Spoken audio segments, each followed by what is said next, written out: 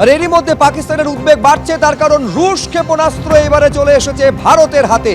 ভারতের হাতে যে রুশ ক্ষেপণাস্ত্র চলে এসেছে, হাতে করেই সেই ক্ষেপণাস্ত্র ব্যবহার করা যায়। এই রুশ ক্ষেপণাস্ত্র স্বল্প পাল্লার, ক্ষেপণাস্ত্রের নাম ইগলা-এস। প্রতিরক্ষা মন্ত্রক সূত্রে খবর, কয়েক সপ্তাহ আগে ভারতীয় সেনাবাহিনীর হাতে এসেছে রাশিয়ার তৈরি এই ক্ষেপণাস্ত্র। শত্রুপক্ষের হেলিকপ্টার থেকে যুদ্ধ বিমান মুহূর্তে গুঁড়িয়ে দিতে পারবে এই ইগলা-এস।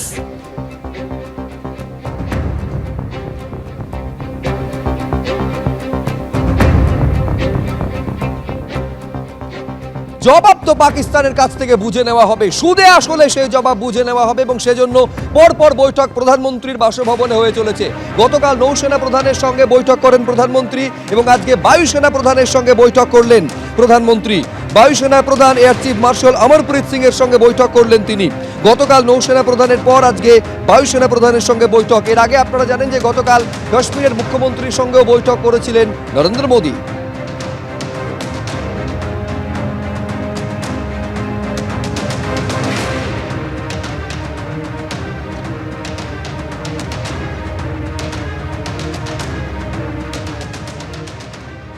উপত্যকা জুড়ে বাড়ছে সেনা তৎপরতা। পেহেলগামে যেমন সেই ছবি দেখা যাচ্ছে, এলওসি বরাবর সেনার হেভি ডিপ্লয়মেন্ট লক্ষ্য করা যাচ্ছে, কনভয় লক্ষ্য করা যাচ্ছে। প্রতি 1 কিলোমিটার অন্তর দেখা যাচ্ছে সেনার মোতায়েন করা হয়েছে। বারামুলা থেকে বদগাম উপত্যকা জুড়ে চলছে অভিযান।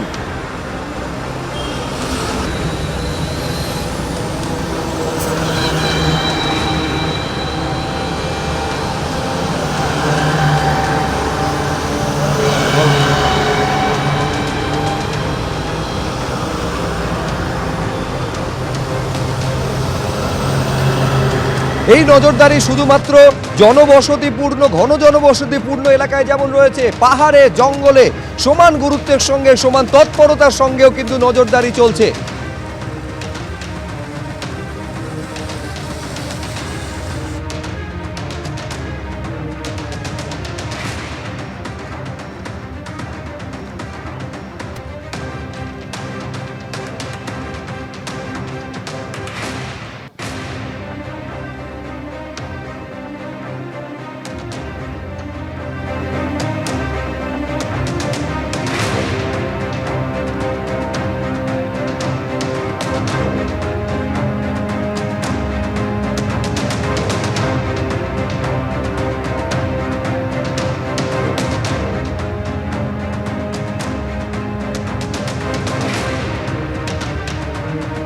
বাইশ তারিখের পর থেকে কাশ্মীরের চেহারা সম্পূর্ণ বদলে গিয়েছে। এই সময় যেখানে পর্যটকে গম গম করতো গুলমার্গ, সেখানে এখন শুধুই খাকা করছে, শুধুই ভারী বুটের শব্দ, সেনার টহলদারি চলছে। সেই ছবি তুলে ধরেছেন আমাদের প্রতিনিধি, দেখুন।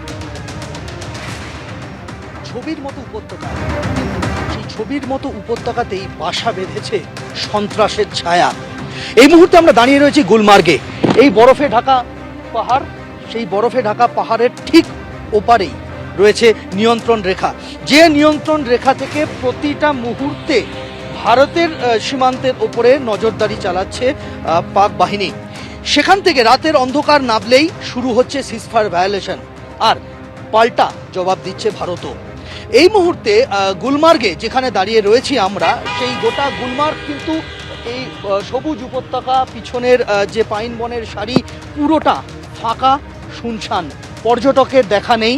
যেভাবে পেহেলগাঁওয়ের বুকে যে ঘটনা ঘটেছে, যে নৃশংসভাবে হত্যা করা হয়েছে ধর্ম পরিচয়ে জেনে পর্যটকদের, তারপর থেকে থমথমে গোটা উপত্যকা। তার ব্যতিক্রম নয় গুলমার্গেও। আমরা দেখতে পাচ্ছি যে গুলমার্গে গোটা এলাকা কিন্তু সম্পূর্ণভাবে খালি। পর্যটক আসছেন একজন দুজন, হাতে গোনা পর্যটক, তাও একটা লম্বা সময় অন্তর অন্তর। আর আছে বলতে শুধু ভারতীয় সেনাবাহিনী, বিএসএফ, কেননা বিএসএফই হচ্ছে first line of defence. BSF মোতায়েন রয়েছে ওই বরফ ঢাকা যে পাহাড়চূড়া আমরা দেখতে পাচ্ছি, সেই বরফ ঢাকা পাহাড়চূড়ার একদম মাঝে, ঠিক ওপারেই পাকিস্তানের বাহিনী, তাদের চোখে চোখ রেখে বিএসএফ ডিউটি করছে। আর গোটা এলাকায় মোতায়েন করা হয়েছে আর্মি। প্রীতম চক্রবর্তীর সঙ্গে সন্দীপ সরকার, এবিপি আনন্দ, গুলমার্গ, কাশ্মীর।